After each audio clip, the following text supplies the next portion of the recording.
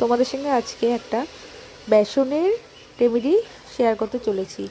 এই বেসনের রেমেডিটা মুখে লাগালে মুখের যে কালো ছোপ, দাগ, একনি, পিম্পল সবই দূর হয়ে যাবে। বেসনের সঙ্গে কয়েকটি উপকরণ মিশিয়েই এই রেমেডিটা তৈরি করব। তো চলো, বেসনের সঙ্গে 1 চামচ হলুদ নিয়ে নিয়েছি, 1 চামচ মধু অ্যাড করলাম, 1 চামচ অ্যালোভেরা জেল অ্যাড করলাম।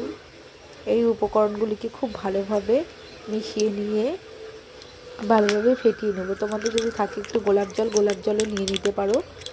ভালো করে এই যে মিশিয়ে নিচ্ছি। ভালো করে মেশানো হয়ে গেলে এটাকে আমি আমার মুখে লাগিয়ে নেব।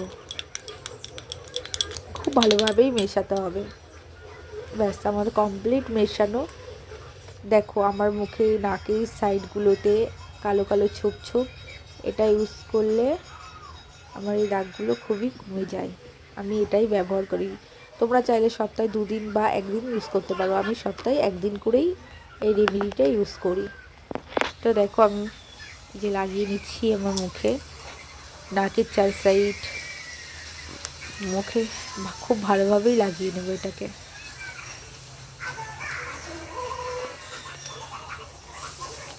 এই রেমেডিটা সপ্তাহে 1 দিন ব্যবহার করলে মুখের উজ্জ্বলতা ফিরে আসে, মুখে দাগ ছোপ সব খুব সুন্দরভাবে গ্লেজি, মুখটা খুব গ্লেজিও হয়।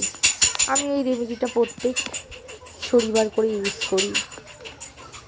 তোমরা চাইলে সপ্তাহে 2 দিনও করতে পারো। আমি সপ্তাহে 1 দিনই করি।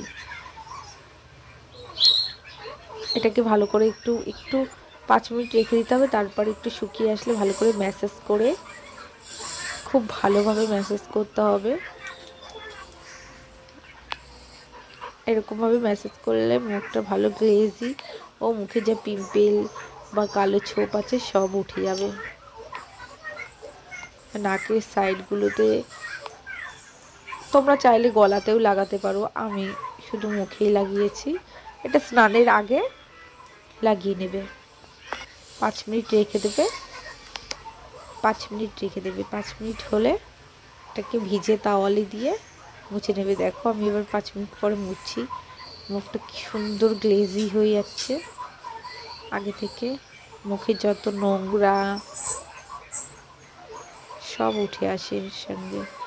খুব ভালোই কাজ দেয় এই রেমেডিটা। আমি এটা সপ্তাহে 1 দিন করে ইউজ করি।